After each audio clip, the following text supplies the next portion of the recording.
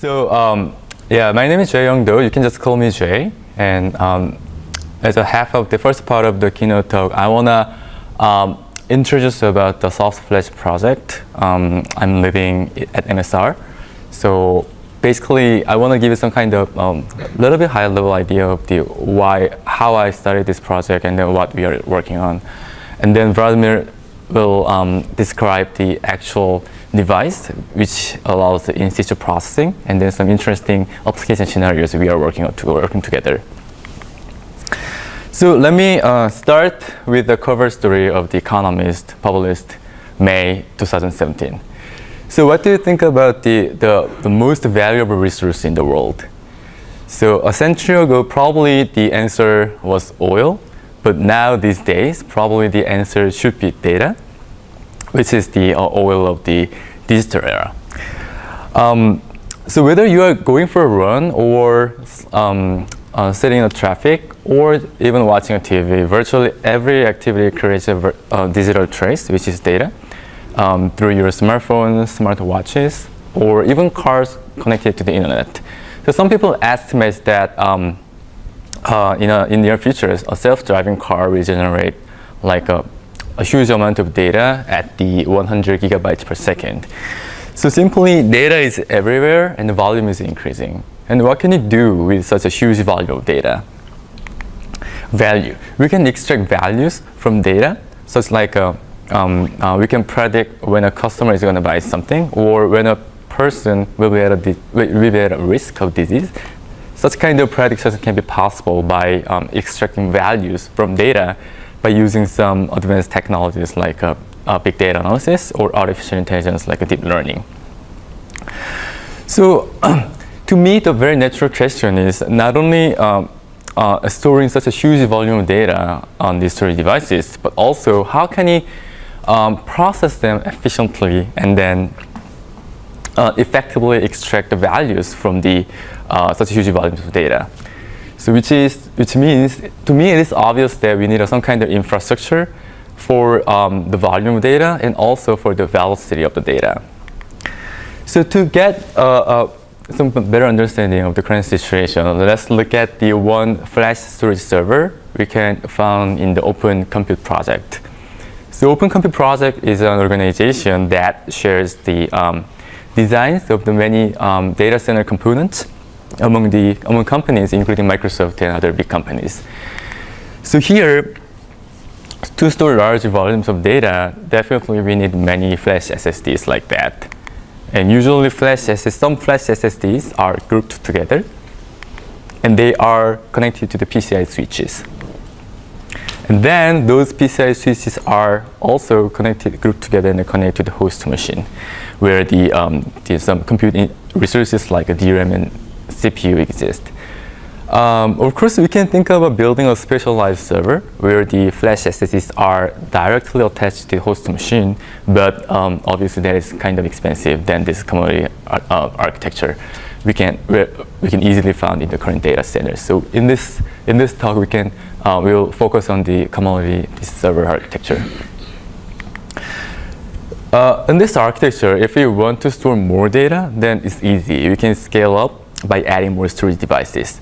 But as increasing the number of storage devices, we will see a higher cost of moving data from storage site to the place where the compute is happened. So let's do a simple math actually, not very complicated. So how much cost of the moving data from storage to the compute place is needed by doing some, let's figure that out by doing some simple math. So if you think about the one flash SSD, and if you open the one flash SSD, usually it contains many flash channels where a set of flash memories is attached. So in the enterprise level flash SSD, usually it contains 16 or 32 flash channels. So in this example, let's suppose each flash SSD contains 32 flash channels. Then, since each flash channel can keep up with roughly 500 megabytes per second, then we can expect internally 16 gigabytes per second bandwidth inside the flash SSD. And in this architecture, in this example, since there are 64 flash SSDs, if we multiply these two numbers, then the aggregated maximum internal bandwidth, we can expect like 1 terabytes per second. But on the left side, on the host interface speed, it's not that huge. So if we use the 16 lanes of the Gen 3 PCIe 3, then theoretically we can expect like a 16 gigabytes per second. So simply we can see there's a huge throughput gap between this host interface and the storage side. So what's the way to actually leverage this amazingly fast aggregated internal bandwidth available inside the storage device, inside the flash SSD? So we think one way to do that is by making the flash SSD computable and programmable, we can run some user applications inside the device without moving data from the storage side to the host machine.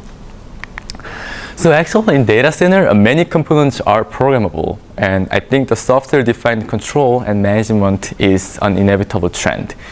So one example we can find from the networking space. If you think about the network card or networking router, they are programmable to provide some enhanced functionalities like a more granular traffic management or deep telemetry or security. As another example, we can find another example from the graphic card. So initially the graphic processing units, GPUs, were developed only for the multimedia applications. So they shipped with the hard-coded multimedia functionalities. But now, as you guys know, these are heavily being used for the AI applications. So one lesson we can learn from this trend is that by making some components programmable, we can support the rapidly changing requirements from data center without physically changing hardware itself. So I think the next target is obvious storage. But such programmability is not available in storage. I mean, Vladimir introduced the next generation of the storage device where such programmability is possible. But when I say storage, I mean the storage devices mainly deployed to the current data centers. The current data center storage devices do not have such programmability. So I think there is a major disconnect in terms of the innovation speed between the operating system and applications running in the cloud environment and the storage system in cloud storage infrastructure. So what does this mean? I mean, if you think about the application and operating system running in cloud environment, they are patched every week with some improved functionalities or bug fixes. But if you think of the storage devices, they are not replaced every week. They are replaced with the new ones during the life cycle of 3 to 5 years. It is very interesting because unlike the hard disk drives, mainly the performance of flash SSD itself, it largely depends on how the software inside the SSD is implemented. But currently, the software is developed by the device vendors as a proprietary firmware, and which is now open to the regular application programmers. So even though a large portion of the software can be customizable for better performance, simply it is not possible. So we're going to be stuck at a device whose functionality and capabilities are frozen during the lifetime of 3 to 5 years. And this can be a problem also because actually in the cloud world, the 3 to 5 years is kind of eternal, where the new platforms and new APIs are evolving in orders of months, and then new application demanded requirements from the storage is evolving very fast. So ultimately, this being frozen in such a old storage system can ultimately impact negative impact to the speed of innovating the whole cloud world. So I think that this can be solvable by making the storage devices also programmable like other data center components. So fully programmable storage devices can provide some opportunities to better bridge the gap between the operating system and application requirements and the storage capabilities and limitations. So programmable storage devices seems like a good idea, but the question is whether the current flash SSDs can be programmable. This is before making the programmable storage devices, we need to a little bit think about whether current SSDs are capable of running some user-defined programs. So the right figure shows the current PCI flash SSDs in a different form factors. So actually, if you open the flash SSD, it's not like a dumb device like hard disk drive. It already contains some components, storage components, and compute components to run some user-defined programs. So on the right side, the flash memory, the storage component, even in the single device case, we can see some throughput gap between the host machine and the single SSD side. So single, as I mentioned before, one enterprise level SSD can contain 16 to 32 flash channels. So in this single device, inside the SSD, we can expect like 8 to 16 gigabytes per second. And on the host side, the single device probably used 2 lanes or 4 lanes PCI Gen 3, which is like 4 gigabytes per second, or expected like 2 to 2.5 gigabytes per second. So we can, even in the single device case, we can expect some kind of throughput gap from the 2x to the 8x. And also, flash SSD contains some embedded processor and some amount of RAM. Actually, may need to run some in-SSD management tasks. So there have been some efforts to use existing flash SSDs to run some applications. So I think the very first project to explore this kind of area is the Smart SSD project. So actually, this is the project I did during my PhD study. And at the time, my advisor and I sat down together, and then we thought about, hey, it seems like a cool idea, but we were not sure whether this is possible. So we contacted a variety of SSD vendors to convince them to realize our idea. And then one day, Samsung contacted me, and then they opened they gave me the permission to access their firmware and to test this idea. So at the time, the goal was to explore the opportunities and also find the challenges to run some user-defined programs inside SSD in the context of database. So there's no PCIe SSD at the time, so we used SSD. And also we modified the Microsoft SQL Server to offload some database operations like scanning and aggregation. And then these operators were hard-coded into the firmware on the SSD, and then we tested. So these left figures showed briefly how it works. So on the left side is the base case, and the right side the Smart SSD case. In the regular SSD case, just we need to read the data from the regular SSD and do some aggregation and then return the result to the user. But in the Smart SSD case, we ran the hard-coded scan and pre-aggregation operators after fetching data from the flash memory, and then pass on the results to the host machine on the host side, do some residual computation. With the Smart SSD, we ran the TPCH query 6, and we got a little performance improvement and some energy savings, but we observed much severe challenges actually. So first challenge was the device became a performance bottleneck very easily. So in this case, we use an embedded processor which does not have the L1 and L2 caches. So it incurs a very expensive random access cost whenever randomly access the DRAM, the data in DRAM. So running the user-defined programs, the device itself became a performance bottleneck very easily. And I think the more bigger problem is the development environment was not fully ready at the time.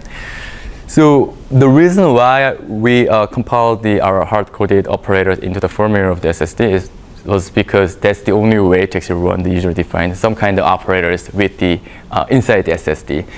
So whenever we modify something or we fix a bug, we have to recompile the firmware and reburn the SSD, test it, and then recompile the firmware every time, which was really tedious. Another problem was that there's no debugging software actually to debug the program. So we had to use the hardware debugging tool, which is something like this box, and then we attach the SSD to this box and set a breakpoint, turn on the machine, set a breakpoint, and I forgot actually. There's some boring and tedious work to even find the value of the one parameter. So compared to the general software debugging tool like Visual Studio, that was very primitive. So we concluded at the time that everything was not ready to actually to run some user-defined programs inside the device. So about 3 years later, the Samsung folks were actually trying to make some improvement in this area. So they used their latest PCIe SSD to run some data-intensive queries inside SSD, not only by using the embedded processor, but also use some hardware accelerators. So in this project, they modified a variation of MySQL, and then to run some early filtering of the data inside the device by using the pattern matching engine. And also, they developed the data flow model-based framework, which is called Basket. So due to this framework, actually, one beauty of this framework is actually we don't have to actually recompile the firmware of the SSD to run the updated version of the user-defined program. So this framework allows dynamically loading the binary into the firmware, and then allows to run that binary as running the firmware inside the SSD. So they ran some filtering query, simple filtering query, and they got some more than 10x speed up, which is good. But still, the computing resource inside the PCIe SSD was not that powerful enough to run the user-defined programs compared to the host processors. So they used like a 750 megahertz processor, which is much weaker than the cloud host server processor power. But also, even though they introduced the framework, the new framework means that the existing applications, some part of the existing application has to modify to use that framework. Actually, it is durable, but for the big applications like a SQL Server, it's not that easy to modify some layers of the applications that have been developed for the more than 10 years. So in past efforts, we found that there's not enough spare processing power.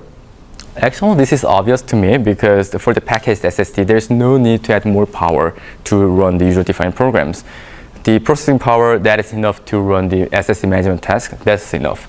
So, but again, since the embedded processors are enough only to run the in SSD management tasks, there's no room to run the user-defined programs. And there are some hardware architecture limitations as well. And the programming tools are not application developer friendly. And more importantly, I think the device, this kind of programmable device is not accessible for other people. So in my case, I was able to do that because Samsung contacted me. And then Samsung guys definitely can do that because they can modify whatever they want.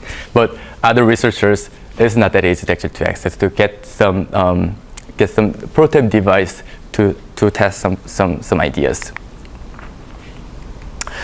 Fortunately, I think there are some changes that help us explore the in-SSD programmability easier than before. The first trend, I think, is the resources available inside the SSD is getting powerful. So compared to the embedded processor a few years ago, now we have the general purpose, multi-core, low power processor. And also we have the multi-gigabytes of DRAM and some hardware accelerators like decompression, compression, or pattern matching or encryption, decryption. So resources available inside SSD is getting powerful.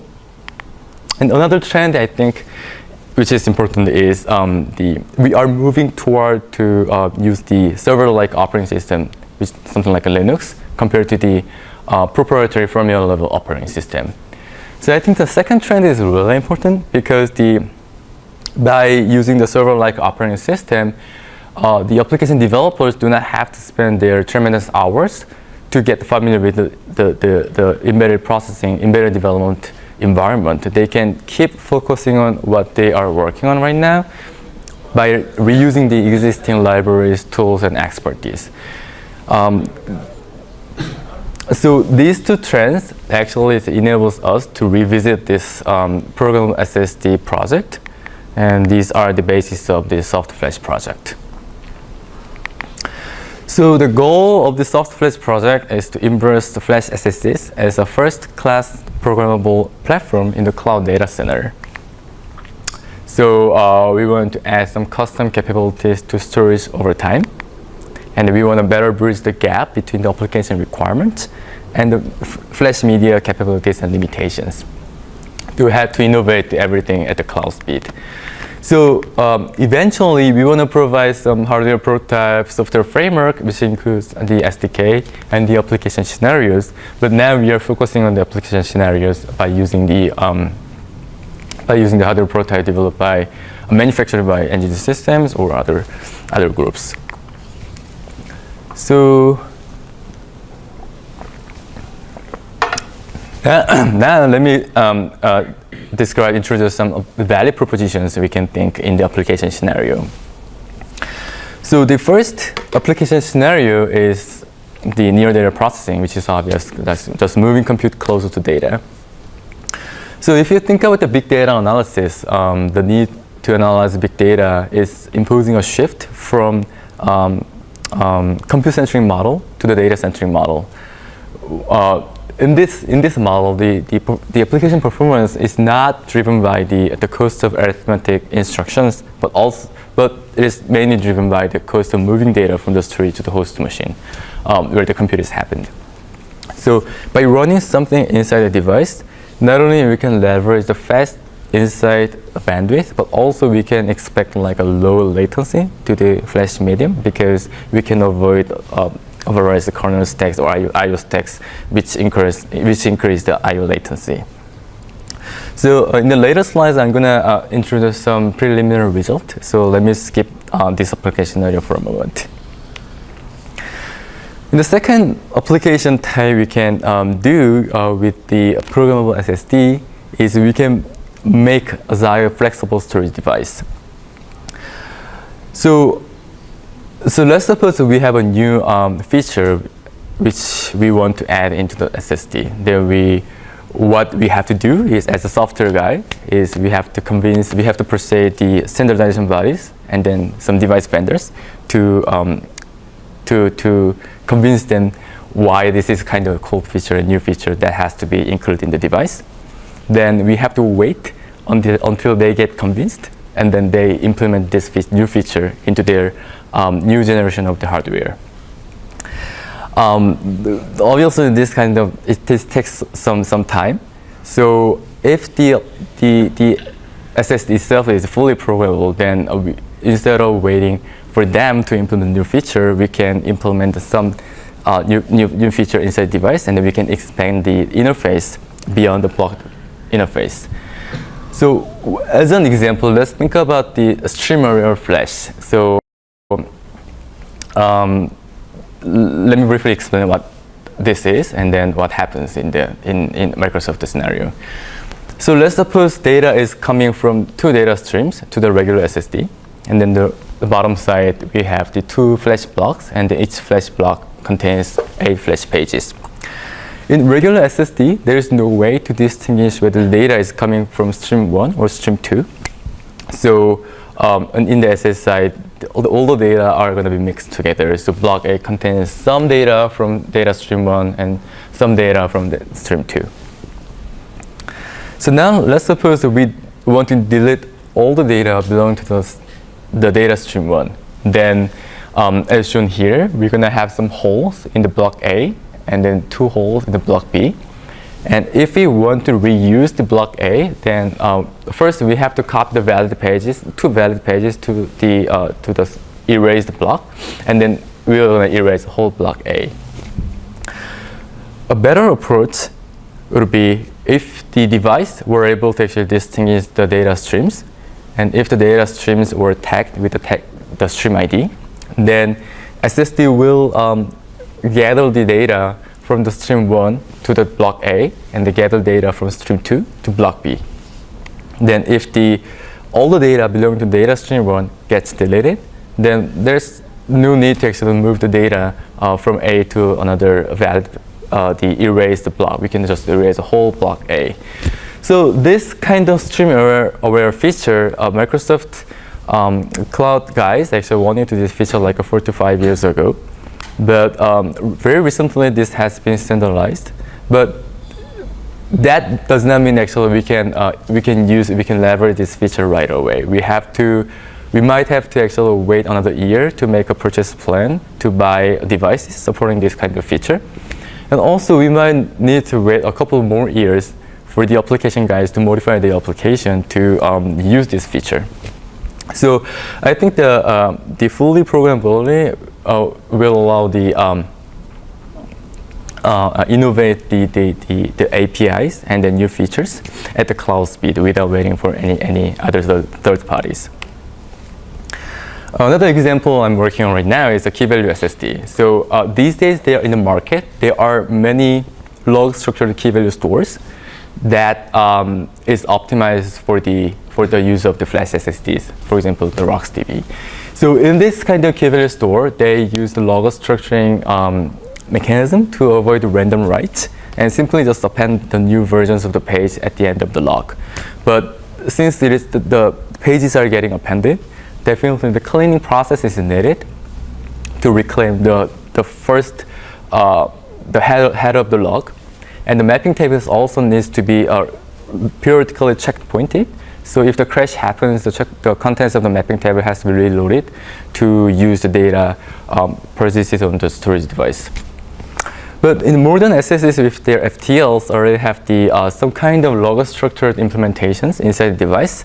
So I think there are many duplicated functionalities between the log-structured key value store applications and then the device itself. So if the SSDs are fully programmable and then we can expand the block interface, then we can make the key value store SSD by expanding the block interface and reuse some existing functionalities inside the SSD. So third types of application we can think of is the secure computation in cloud. So security is really important. I think this is one of the topmost concerns that the enterprise CIOs decide whether to move data from their on-premise servers to the cloud servers.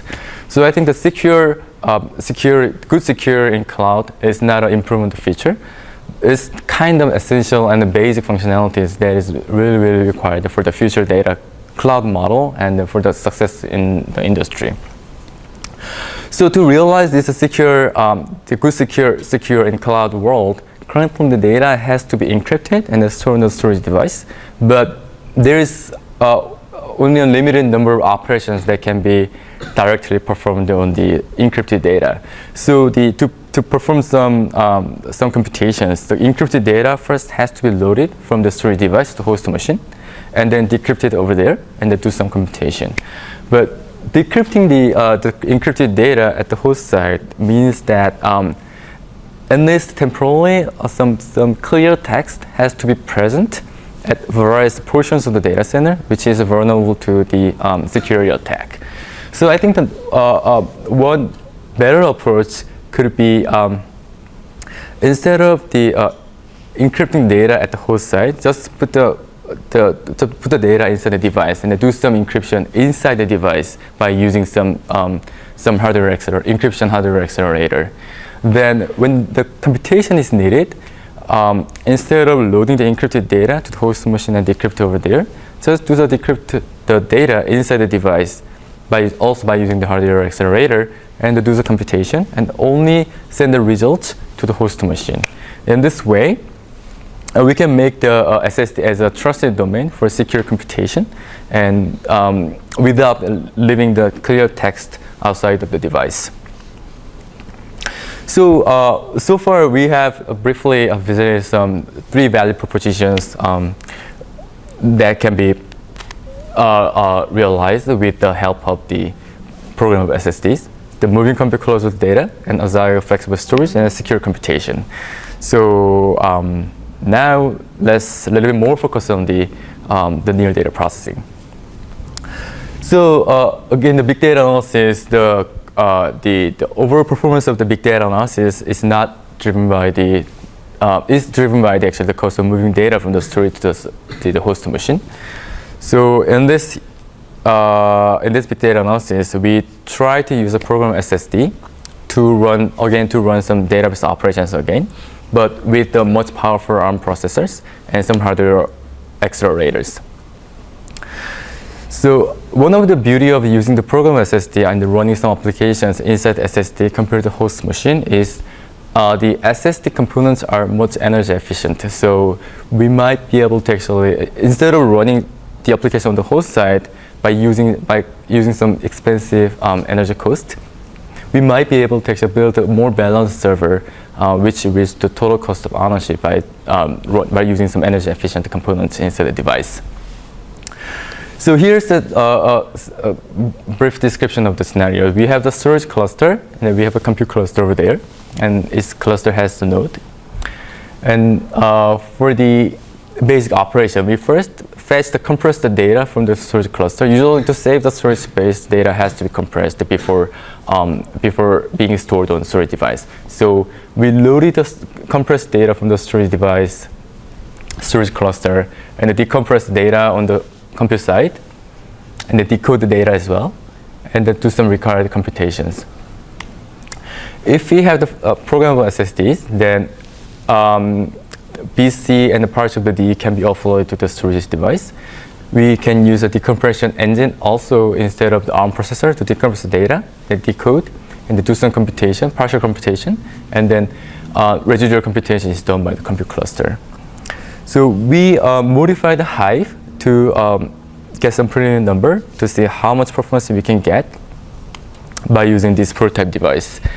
So this is just a research prototype which has the full-lane PCIe Gen 3 to connect this device to the host machine. And there's two full-lane PCIe Gen 3 PCIe slots to attach a storage card that I'm going to explain in the next slide. And this guy has the 4 ports, Ethernet ports, which supports RDMA. And there are 4-core ARM processor, 60 gigabytes of DRAM, and there are some hardware accelerators like compression, encryption, and pattern matching.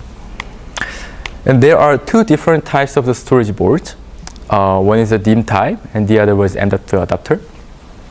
In the DIMM adapter, there are 4 DIMM slots, so we can put the DRAM or NAND flash or other NVMe memories when they are available. And there are FPGA for the storage controller. In the M.2 adapter, we can put regular M.2 SSDs, or we can put the M.2 open channel SSDs as well. So by using this prototype, we try to scan the zlib compressed integer data set on a server, and in the other case, inside the programmable SSD. So in this experiment, we used only a single core for better comparison. So in this chart, the y-axis shows the throughput, millions rows per second, and the x-axis shows a different environment. So leftmost one is the host case, the middle one is the program SSD when you only use the ARM processor, and the rightmost one is the same program SSD, but the decompression logic is offloaded to the decompression hardware accelerator. So if we compare the first bar and the second bar, it is obvious that the program SSD shows worse performance because simply the ARM processor power is weaker than the power of the host Xeon processor. But if you compare the first bar and the third bar, by offloading the compute intensive operation, which is a decompression operation, into the hardware compression logic, we can get some like a roughly 5x performance improvement. So this is the point of thing I wanna say in this preliminary experiment is this is just a single device experiment. So if in the real data center server there are multiple SSDs, definitely more than 10 and up to like a 40, or it depends on the server architecture. But if we used more than like a 40 program SSDs, then we can expect much higher performance improvement. So another application we are working on is the image similarity search. So probably you guys know what the image similarity search is. You can imagine like a Bing image search or Google image search. personally, I have never used the Bing image search, only used the Google image search though. So image search is simply like given a database which contains multiple different images. So when a query image is given, find the similar images. So in this example, there are balloon images given as a query. Then we are gonna select only the first and the third images because they are similar. So in system-wise, there are many different ways of getting the similar images from the database, but in a state-of-art techniques, usually we use the convolutional neural network to extract some feature vector from an image to make a few hundred or a few thousand dimension feature vector. We do that for the query image, and we do the same thing for the database images as well, and they put everything into the memory. And if the two images are similar, then it tends that the feature vectors extracted those two images, the distance of the feature vectors extracted from those two images are also very, very close. So we calculate the distance of the feature vector of the query image versus against the feature vectors of database images. We calculate the distance and then try to get the pretty close feature vectors having the close distances. So this is good, but this architecture has some problem. For better performance, is in the current state-of-art techniques, all the feature vectors are gonna be put into the memory. So as far as I know, the latest technique only search the 1 billion images with the red circle with the 128 dimension. So with 128 dimension and the 1 billion images, the whole dataset size is like a few hundred gigabytes, which is durable to put everything into the memory. But if we increase the number of the images, database images, or if we increase the number of the dimensions of the feature vector, we will see the dataset size is exponentially increased like that. So let's suppose if we have the 8 billion images with the 2000 dimension, then 64 terabytes of data, putting everything inside the memory doesn't really make sense. So there should be some way to get this to do the similar search when the database size is really, really huge. And second problem is actually if the database size is huge, then it is like that the compute dominated operations are actually shifting to the IO dominant operations. So in this chart, we estimate actually the number of elapsed time that is taken for the IO operation and CPU operation for 1 billion vector and 2K dimension, this blue circle case. So as you can see here, if we use this kind of data set, then most of the search elapsed time is taken by the IO search, the IO time, not the CPU, the actual computation time. So in this case, actually, by running the same application inside the device, we can leverage the really high throughput internal bandwidth. So we can expect some performance improvement for the same application. So in the next slide, Vladimir will introduce how we actually run the similar search with the real device NGD Systems is developing. Thank you very much, Jay, for the introduction. So first of all, just a few words. It's really exciting to be working with Jay and his team on this project. We've been for a long time thinking about how to make SSDs more intelligent. It was a different path than the one that Jay mentioned. I've been working with SSDs and designing SSD controllers since 2005, as Felipe mentioned. And as we went along and work on enterprise SSDs, we saw the opportunities to bring acceleration, compression, encryption, deduplication functions inside the SSD. And then as the time went by, I was just always wondering, okay, what if we could make it like even more programmable, add more stuff to the SSD functionality? And then this opportunity of starting a company, a startup company, came along, and this is one of the things that we are trying to bring. So all of the work and the technology that we have developed centers around the concept of moving computation to data and the fact that it's cheaper and more effective. Why? Because it minimizes network traffic. It increases the effective throughput and performance of the system, and I'm going to show how, and actually enables the distributed processing in a very seamless way. So think about it as a very similar concept than what you see with Hadoop or MapReduce, where you're trying to push the computation to the storage, the servers that contain the data that you want to manipulate. So we're doing it at a different scale, and Jay already presented the concept, but it's important to kind of repeat that.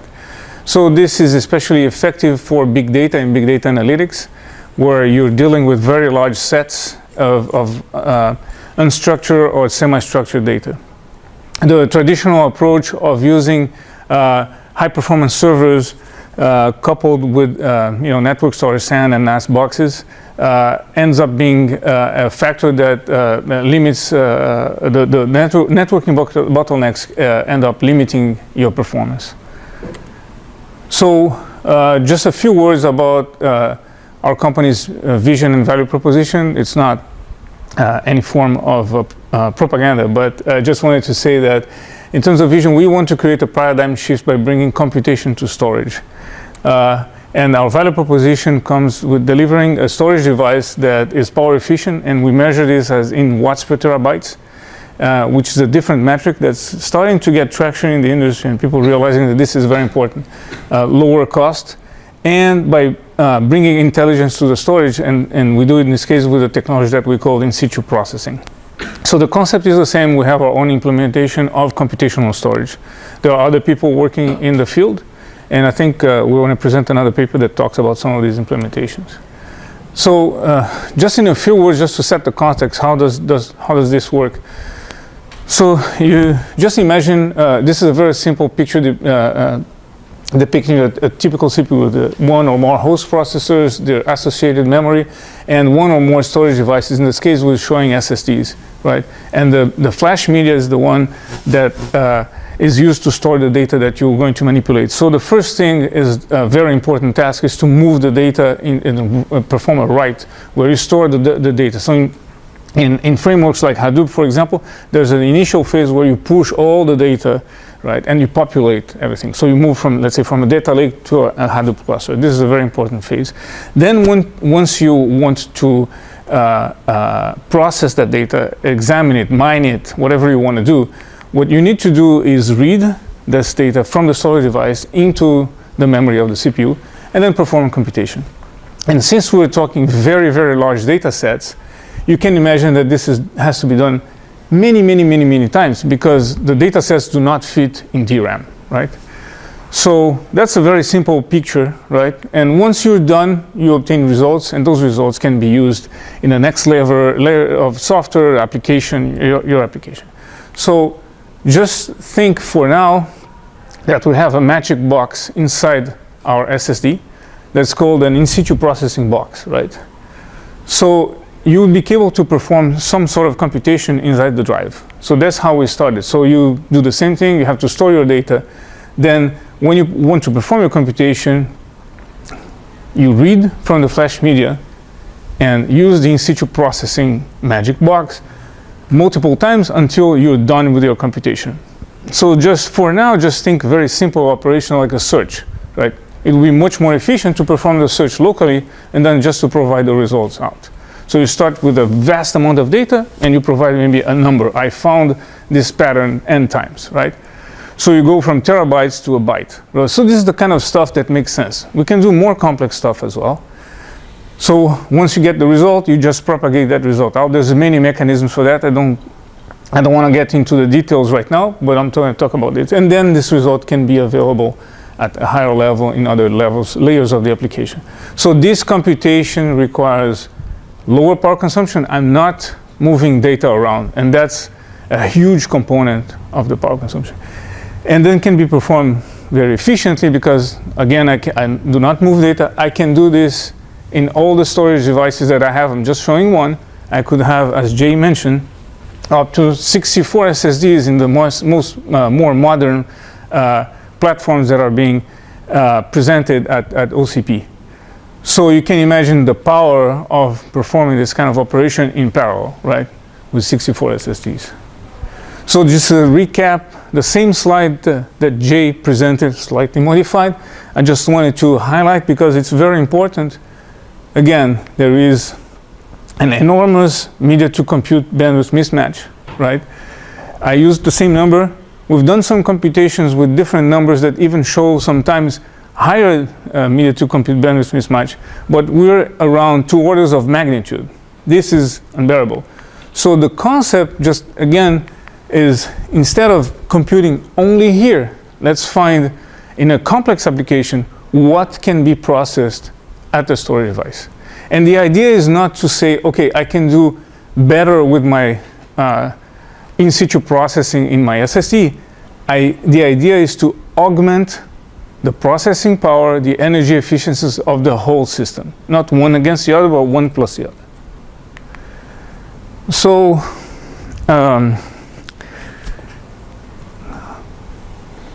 how do we start? So the important thing for us as a company is to design an SSD, stable, reliable. So that is the foundation. And what you can see here are those basic building blocks that are used in any SSD. On the left side, the harder basic blocks like the PCIe NVMe protocol engines, real-time processors that Jay mentioned, error correction engines, encryption, decryption engines, flash media controller. All of those are basic building blocks that are needed for an SSD to work. On the right side, you see the firmer building blocks, like the PCIe NVMe software stack, the flash translation layer, which is extremely important to find the information within the flash management software, which is a very important component, deals with garbage collection and flash row leveling. All of these, designing an SSD is a humongous task. A flash microcode that runs inside the flash media controller. So you have to have that foundation ready, right? On top of that, what we've done is that we've added computational resources. So what we've, in our first design, we've added a quad-core ARM A53 from ARM. And also coprocessors. There's 4 SIMD engines, right? They're capable of running floating-point operations and so on. And hooks for hardware accelerator. So we do have actually a hardware acceleration engine that does implement or accelerates the grep command, which is used in searches. On the right side, we have built a software stack that includes our own API, C, C++ libraries, and a full-fledged Linux operating system running inside the drive because we have dedicated application processors there. They're not running on our real-time processors. They're running on dedicated 64-bit application processors. And we also support container. I'm going to talk a little bit about that. So the dedicated computing resources and the hardware acceleration for data analytics, together with a seamless programming model, makes it a very powerful platform. So I want to stress this, and I want to stress even more in the next slide, is that the programming model needs to be seamless. It's easy to add hardware, but if it's not easy to program and easy to use, it will not be adopted in the industry. And obviously the scalability, I'm going to talk a little bit more about that, but that's very important. So just a few more words regarding the programming model and the ecosystem that we're building. We're providing Yocto for developers to create their own custom Linux-based systems for embedded products. This is kind of an advanced feature, but it was useful for us at the beginning, so we keep it. We have installed, ported a full-fledged Linux operating system, in this case the Ubuntu 16.04 and Ubuntu Core. They're both working, so we can ship drives now with Ubuntu operating system. And we support lightweight virtualization with containers, and we opted right now for Docker. So this is extremely powerful because it allows us now to deploy applications in the field seamlessly support those applications and manage those applications using frameworks like Kubernetes and others that are out there. And finally, something that we're working on right now is to enable edge computing. So for our devices that could be at the edge, we want to be able to connect to cloud services that manage IoT devices like Azure. And there is an Azure IoT Edge operating system that we intend to run on our drives to enable the deployment and running of artificial intelligence applications, Azure services, etc. And this can also be extended to other frameworks like the ones that AWS is putting forward and so on. But Microsoft really seems to be ahead of the game in this area, and we're trying to first integrate and play with that ecosystem right now.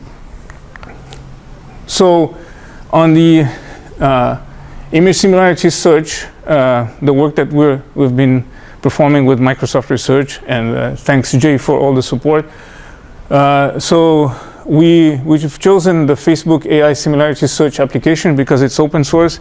This was a suggestion coming from Jay. It's an excellent suggestion. So just to recap, in the past 10 years, we went from a few million images for image similarity search to 1 billion images with face. And the idea now is to find algorithms and architectures that will support searches over 1 trillion images or more. So that's a very challenging problem. We're not saying that we have solved it, but we're trying to build the building blocks that will help solve that problem. So the idea now is, so as Jay explained it much better than I can, but just remember, we're talking a very large database that contains many, many images, and those images are associated to vectors that are generated using convolutional neural networks or other means. In our case, we've used TensorFlow to generate some of those vectors. And there is a query that comes. That query comes on in the form of an image.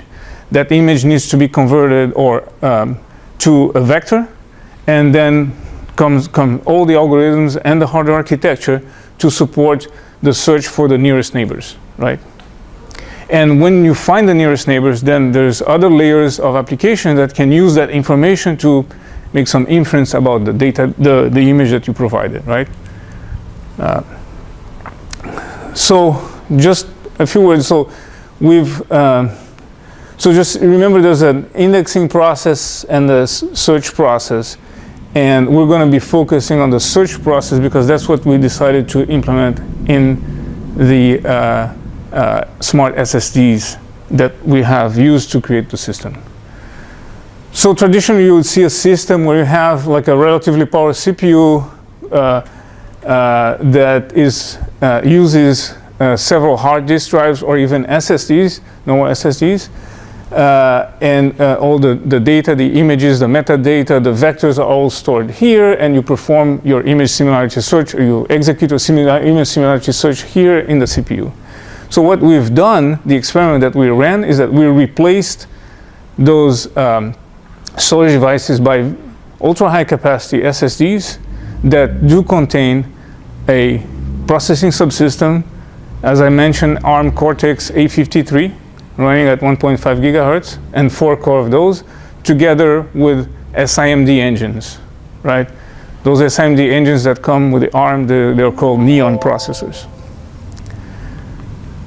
So this is a diagram and a picture that shows the experiment. So we have a quite a powerful server that's connected to what's called PCIe Gen 3 expander. That's not a machine that you see everywhere. It's a little monster that has 16 slots of PCIe Gen 3, and those are the slots that we have used to populate with our own SSDs that not only store 8 to 24 terabytes of data each, right, but also contains processing capabilities. This experiment was done actually in collaboration, obviously, with Microsoft Research, but also with Orange Silicon Valley, which is a partner in this proof of concept experiment. So I'm not going to bore you with the gory details, but what we did regarding the face application is that in 2 steps. First, I think we were the first to take the face application and port it to the ARM 64-bit architecture. I've never seen any other port, right, Jay? Yeah. And including all the SIMD instructions for the x86 architecture, porting that into the ARM SIMD instructions. So once we got it to work, we did some profiling, we looked at the code and so on, and what we decided is that if you remember, there's a search pattern. So when the query comes, we have to do query management, and then we have to perform the search itself. That's what we focused on porting inside the drive itself. So basically, we decided to use an indexed data set for each one of the drives. So each drive that's connected to the CPU, as I showed before, will have its own data set of images. As I am increasing the size of my data set, I will have to add more SSDs. So I'm going to go quickly here. So the memory footprint was the trick that we used, because we used index data set in each of the SSDs, we can reduce the memory footprint by a lot. And this is a concern that we have for the SSD. Each SSD only supports about 8 gigabytes of RAM. There's a lot of stuff to run in, so it's important to try and minimize that.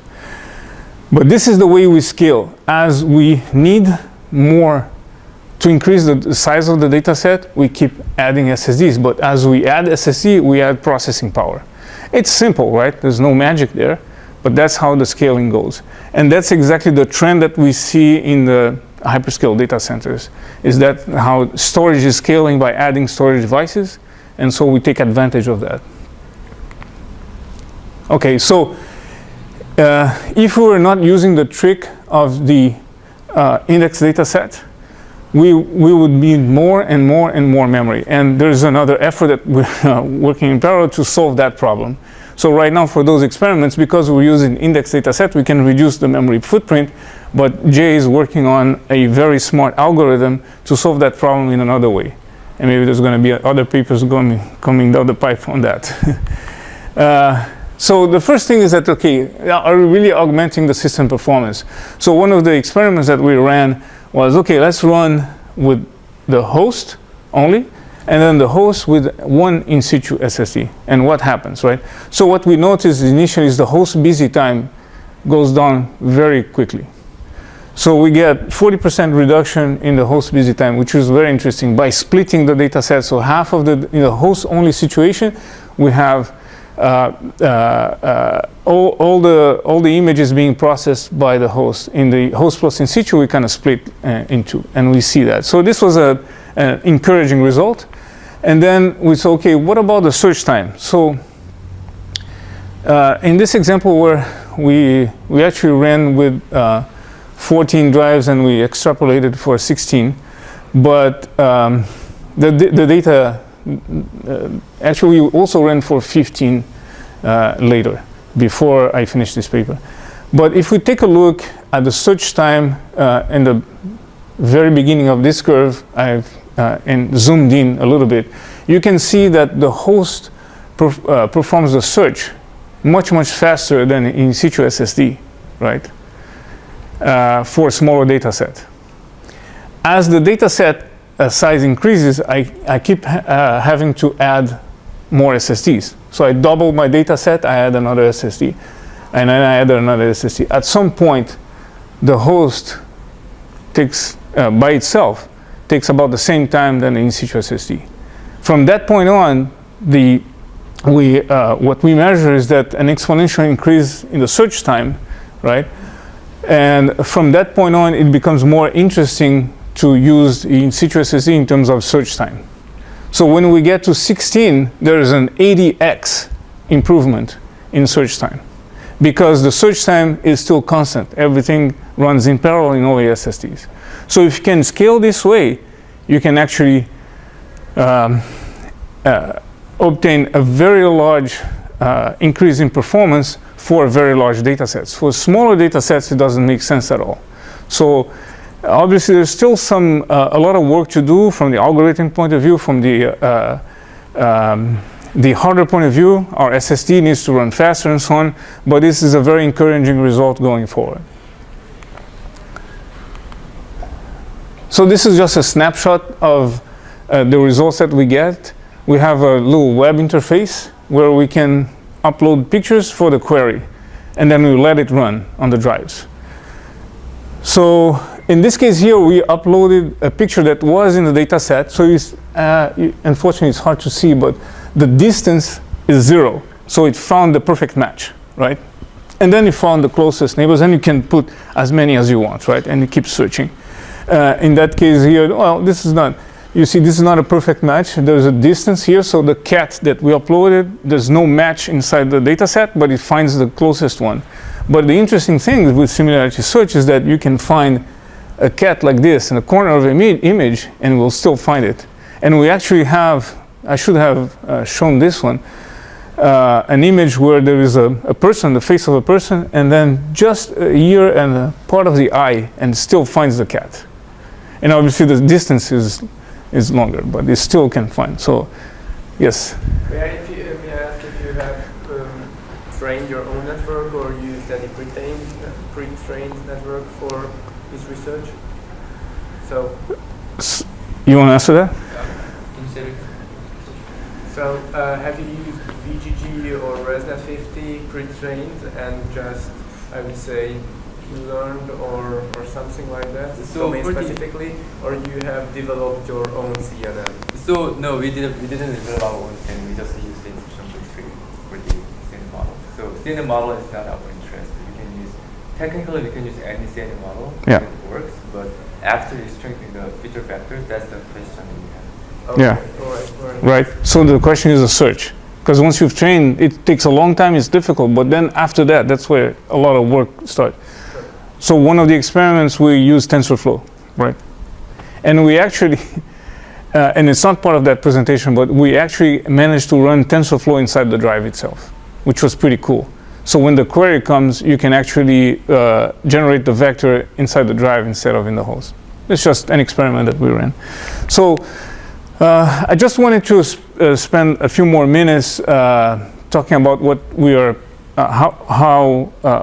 what else we're doing in terms of the use of computational storage out there, and wanted to talk about fog computing. So I'm not sure if everybody's familiar with fog computing, but we had a very good talk this morning that talked about IoT and fog computing. Basically, one of the ways of defining fog is that space that exists between the cloud and the edge. And the edge is where all the sensors, actuators, controllers are, the IoT devices are. And there is a lot of effort that's being put in deploying what's being called fog nodes out there. And those fog nodes perform computation, they store data, they communicate with each other and with the cloud and with the actuators. There is a lot of effort in deploying those fog nodes. And there are lots of challenges related to that. And what we believe is that computational storage will help a little bit on that space. So fog deployments will have data, information flowing in the north-south direction, from the cloud to the edge, from the edge to the cloud. Control as well, but also there is information flowing in the east-west direction, so between fog nodes, right?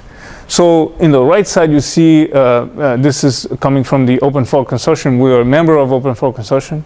That shows a simplified diagram, and you can see how complex it is of a smart city with traffic control and autonomous cars all interacting. What scientists believe that's going to be the future of such a distributed system. So you see how complex that is. All cloud is involved, local processing, control, up and down, from car to cloud and back, etc. And why is a storage company worried about this, right?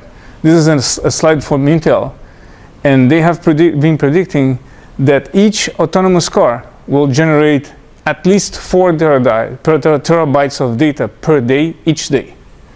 There is no way in hell that all this data can be automatically uploaded to the cloud non-stop, right? So we will need a lot of storage inside the car, a lot of processing, and decisions need to be made locally and information needs to flow to the cloud, but it needs to be done in a very smart way. It cannot be all the data being pushed to the cloud and that's it. There's a lot of decisions that need to be made with very low latency, so it's necessary to have intelligence in the car. So we believe that there is an opportunity there to use computational storage to solve some interesting problems in autonomous cars, also in 5G deployments, because what's going to happen is that what is being predicted by the telecom operators is that everywhere we're going to have IoT sensors, we're going to have cameras collecting data, a lot of data is being generated, it's cost prohibitive to push it to the cloud. We're going to need small footprint compute and high capacity storage locally, and be very smart about which data to move, what to process locally, what to move to the cloud. And this is just an R&D effort that we're starting in our company. We've done quite a bit of research already on that, and we're partnering up with players in that field, and hopefully I think we would be right about how computational storage can help with fog computing. So basically, just to reiterate that the challenge that we're going to see are collection of massive amount of data, limited bandwidth to the cloud, limited available power in sometimes a harsh environment under the sun, etc. So we believe that part of the solution, maybe a small part, is to kind of combine as much as possible storage and compute and take the most out of it. And being in competition to data is, again, a paradigm shift that can be helpful there. So from my side as a conclusion, I don't know if Jay wants to add a few more words, but what we learned the past couple of years is that computational storage requires a seamless programming model. There is no way there's going to be adoption of this if the programming model isn't simple. And the fact that we are now capable of running an operating system, and the fact that we provide lightweight virtualization like with Docker, help us to create a seamless programming model. The support for containers will enable large-scale deployment and portability and maintenance. As I mentioned, Docker, Kubernetes, all these kind of technologies that are still evolving will be heavily used. And scaling processing with storage capacity can help solve a lot of the bottlenecks that we observe in data center and we are predicting in the fog.